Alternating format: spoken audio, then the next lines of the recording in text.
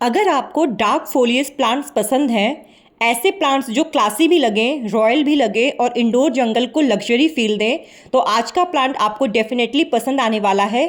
आज हम बात करने वाले हैं फिलोडेंड्रॉन ब्लैक कार्डिनल के बारे में। एक ऐसा प्लांट जिसकी पत्ती डार्क चॉकलेट, बर्गंडी या ऑलमोस्ट ब्लैक शेड तक चली जाती है। और ऑनेस्टली जितना ये एक्सपेंसिव और फैंसी दिखता है, उतना ही डिफ़िकल्ट प्लांट नहीं है ये। बस इसके कुछ हिडन सिग्नल्स और केयर लॉजिक समझना ज़रूरी होता है। तो आज की इस वीडियो में हम इसकी कंप्लीट डिटेल में बात करेंगे। ये प्लांट मैंने लोकल नर्सरी से परचेज़ किया था। तो बेसिकली इसमें दो वैरायटी आती है, एक रोजो कॉन्गो और एक ब्लैक कार्डिनल। दोनों फिलोडेंड्रॉन की वैरायटी है। आगे आपको इसका कंपैरिजन भी हम दिखाएंगे। आप जैसा कि देख रहे हैं, इसकी लीफ का जो कलर है वो ब्लैक है और जो न्यू शूट्स निकल रहे हैं वो मरून टू ब्लैक शेड में निकल रहे हैं। ये डिफरेंशिएट करता है रोजो कॉन्गो और ब्लैक कार्डिनल से, इसीलिए इसका नाम ब्लैक कार्डिनल रखा गया है। और ये जो प्लांट आप देख रहे हैं, ये भी फिलोडेंड्रॉन की रोजो कॉन्गो वैरायटी है, जिसमें आप बाकी सारी लीव्स जो है वो डार्क ग्रीन, एकदम वाइब्रेंट लीव्स होती हैं इसकी, और जो न्यू ग्रोथ होती है वो डार्कर ग्रीन और रेड शेड वाली ये ग्लॉसी लीव होती हैं। दोनों ही प्लांट एकदम क्लासी और रॉयल लुक देते हैं। तो फिलहाल आज हम बात करने वाले हैं ब्लैक कार्डिनल प्लांट के बारे में, उसकी केयर, उसकी रिपोर्टिंग, उसके soil mix propagation, paste infestation और कॉमन प्रॉब्लम्स के बारे में, और वो मिस्टेक्स जो हम लोग जाने अनजाने में कर देते हैं। तो वीडियो को एंड तक ज़रूर देखें, क्योंकि इस वीडियो में आपको ब्लैक कार्डिनल सिर्फ सर्वाइव ही नहीं करेगा, बल्कि ग्लॉसी डार्क मॉन्स्टर भी बनेगा। ऐसे टिप्स मैंने शेयर किए हैं। तो hello everyone, welcome back to the channel the garden corners. सबसे पहले हम थोड़ा सा इस प्लांट के बारे में समझते हैं। बेसिकली फिलोडेंड्रॉन जो वैरायटी है वो है क्या। फिलोडेंड्रॉन एक ट्रॉपिकल प्लांट जीनस है जो मोस्टली सेंट्रल और साउथ अमेरिका के रेन फॉरेस्ट से बिलोंग करता है। ये इंडोर प्लांट वर्ल्ड के सबसे पॉपुलर फोलिएज प्लांट में से एक माना जाता है। फाइलो का मतलब होता है लव एंड डेंड्रॉन का मतलब होता है ट्री, यानी कि ट्री लविंग प्लांट्स। इसीलिए बहुत सारे जो फिलोडेंड्रॉन्स नेचुरली ट्रीज पे क्लाइंब करते हैं या जंगल इन्वायरमेंट में ग्रो करते हैं या एरियल रूट्स डेवलप करते हैं, लेकिन सभी फिलोडेंड्रॉन्स क्लाइंबिंग नहीं होते। मेनली टू टाइप्स होते हैं, क्लाइंबिंग फिलोडेंड्रॉन्स और सेल्फ हेडिंग फिलोडेंड्रॉन्स। क्लाइंबिंग फिलोडेंड्रॉन्स जो होते हैं, इन्हें सपोर्ट चाहिए होता है क्लाइंब करने के लिए, जैसे कि मोसिस्टिक का, जैसे कि आपका heart leaf philodendron, philodendron Brazil, philodendron micans, ये कुछ ऐसी वैरायटीज़ हैं जो क्लाइंब करते हैं। अब आती है बारी सेल्फ हेडिंग फिलोडेंड्रॉन की। ये जो फॉर्म होता है ये बुशी फॉर्म में ग्रो करते हैं, जैसे कि आपका ये ब्लैक कार्डिनल, रोजो कॉन्गो जो भी आपको स्टार्टिंग में दिखाया, प्रिंस ऑफ ऑरेंज, ये भी मेरे कलेक्शन में है। इसके बारे में भी मैंने आपको इसकी केयर और डिटेल वीडियो शेयर किया है अपने चैनल पे। तो ये होते हैं सेल्फ हेडिंग फॉर्म जो बुशी फॉर्म में ग्रो करते हैं, कॉम्पैक्ट रहते हैं और बुश की तरह ग्रो करते हैं। फिलोडेंड्रॉन प्लांट्स जो होते हैं वो इजी टू केयर होते हैं, फास्ट ग्रोइंग होते हैं, ब्यूटीफुल फोलिएज होता है इसका, और इंडोर एडेप्टेबिलिटी की वजह से बहुत फेमस है ये प्लांट।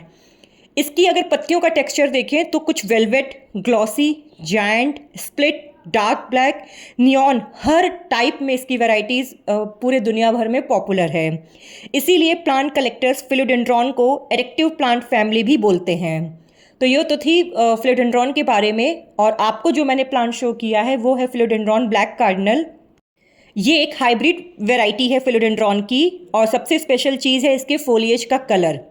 नई पत्ती जो है जनरली कॉपर टोन, थोड़ा ऑरेंजिश टोन या बरगंडी शेड में आता है, और जैसे ही ये मैच्योर होने लगता है, वैसे ही जो इसकी लीफ का कलर है वो डार्क ग्रीन, थोड़ा डीप मरून या ऑलमोस्ट ब्लैक ब्लैक जैसा दिखना शुरू हो जाता है।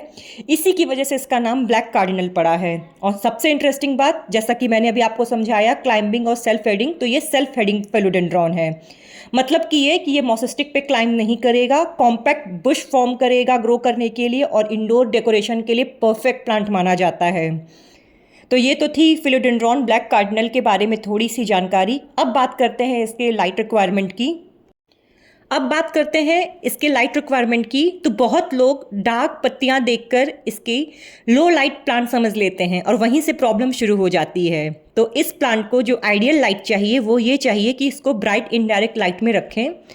ईस्ट फेसिंग विंडो हो, ब्राइट बालकनी हो या शेयर कर्टेन के पास रखें, जहां इसको भरपूर इनडायरेक्ट लाइट मिल सके। लो लाइट में क्या होता है, अगर आप इसे बहुत लो लाइट में रख देंगे तो जो इसकी ग्रोथ है वो स्लो हो जाएगी, पत्तियां बहुत छोटी छोटी आना स्टार्ट हो जाएंगी और जो इसका डार्क कलर जो इस प्लांट को इन्हेंस कर रहा था वो भी डल होने लगेगा और जो स्टेम है उसकी वो स्ट्रेच होने लगेंगी, डेट मीन्स की लगी होने लगेगी और प्लांट जो है कि वो लगी हो जाएगा। डायरेक्ट सनलाइट में रखेंगे तो पत्तियां जो इसकी आप ब्लैक देख रहे हैं वो पूरी जल के ख़त्म हो जाएगी और ब्लैक फॉलिएज पे इसका ब्राउन पैचेस आने स्टार्ट हो जाएंगे। तो इसीलिए इसको डायरेक्ट सनलाइट से भी अवॉइड करना है। बेस्ट होता है 1 to 2 आवर्स की मॉर्निंग की माइल्ड सनलाइट जो जो ये टॉलरेट भी कर लेता है और इसकी ओवरऑल ग्रोथ के लिए बहुत सुटेबल होता है। तो जैसा कि आप देख रहे हैं ये एक नर्सरी पॉट में लगा हुआ है और इसे मैंने लोकल नर्सरी से परचेज किया था, तो इसको मुझे रिपोर्ट भी करना है एक नए पॉट में, नए सॉइल मीडिया में, क्योंकि ये रेड सॉइल में लगा हुआ है। तो और फिलोडेंड्रॉन को जो सॉइल चाहिए वो वेल ड्रेन चंकी सॉइल चाहिए होता है इसको ग्रो करने के लिए, इसीलिए इसके हम रिपोर्टिंग करेंगे। बेसिकली ये नॉर्मल गार्डन सॉइल में ये प्लांट स्ट्रगल करता है, इसीलिए सॉइल इसका चेंज करना काफ़ी ज़रूरी हो जाता है। सॉइल मिक्स में आप कोकोपिट, थोड़ा सा garden soil, perlite, coco chips, vermicompost, Epsom salt और आप इसमें थोड़ा सा ऑर्किड बाग भी मिला सकते हैं और थोड़ी सैंड की मात्रा भी मिला सकते हैं, जिससे आपका जो सॉइल है वो वेल ड्रेन बनेगा।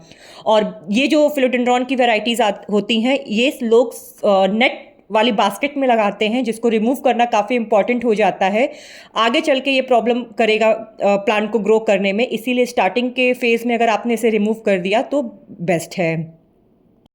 हमेशा की तरह मैंने इसको लगाने के लिए प्लास्टिक का पॉट लिया है और आप चाहे तो टेराकोटा या क्ले पॉट भी यूज़ कर सकते हैं। ड्रेनेज होल होना काफ़ी इंपॉर्टेंट होता है किसी भी तरह के पॉट्स में।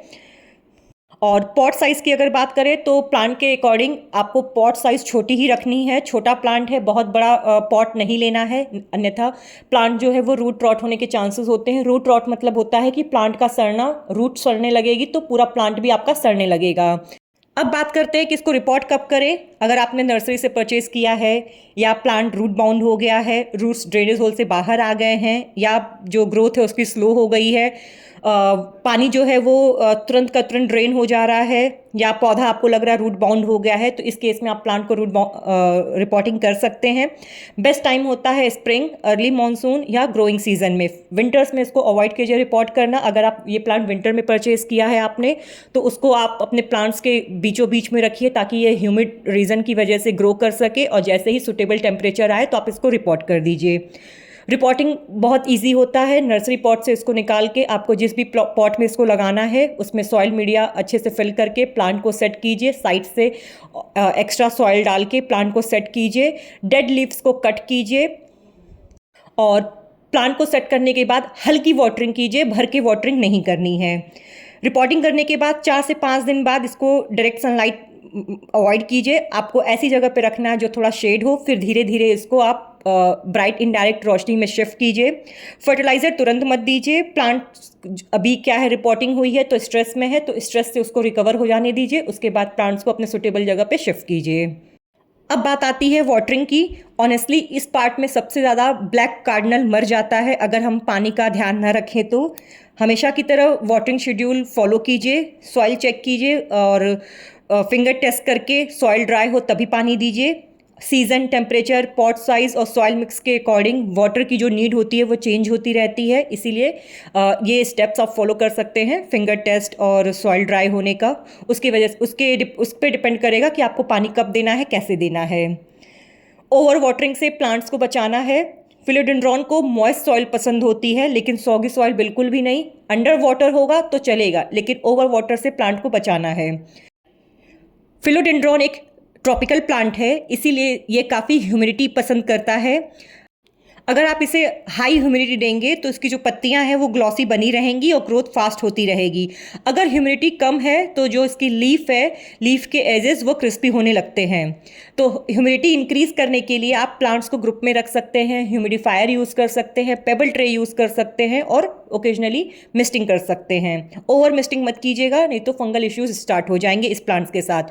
और रेगुलर बेसिस पे आपको इन वैराइटीज़ के प्लांट्स की जो लीफ होती है उसको क्लीन करना होता है क्योंकि ये डस्ट ज़्यादा अट्रैक्ट करते हैं। अब बात करते हैं फर्टिलाइज़र की। तो डार्क ग्लॉसी लीव्स को मेंटेन करने के लिए न्यूट्रिएंट इंपॉर्टेंट है। ग्रोइंग सीजन यानी कि स्प्रिंग और मानसून में 20 25 डेज पे एक बार इसको आप बैलेंस फर्टिलाइज़र ज़रूर दें। आप डाइल्यूट फॉर्म में एनपीके भी दे सकते हैं, सीविड भी दे सकते हैं, वर्मी कंपोस्ट टी भी दे सकते हैं। आप यूज़ कर सकते हैं मस्टर्ड केक लिक्विड भी और कंपोस्ट टी भी। विंटर में ग्रोथ नेचुरली स्लो हो जाती है तो फर्टिलाइज़र को रिड्यूस कर दीजिए। अब बात करते हैं इसके प्रोपोगेशन की। तो सबसे बेस्ट प्रोपोगेशन होता है रूट डिवीज़न।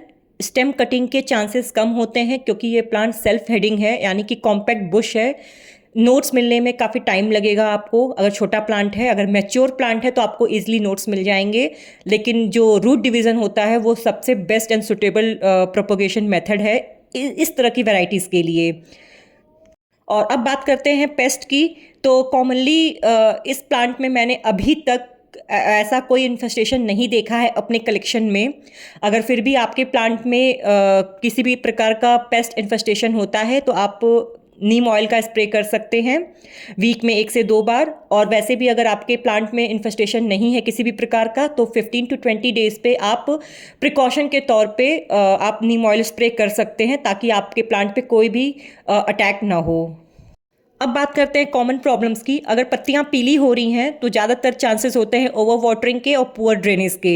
तो सोल्यूशन ये है कि सॉइल ड्राई होने दीजिए और ड्रेनेज को इम्प्रूव कीजिए।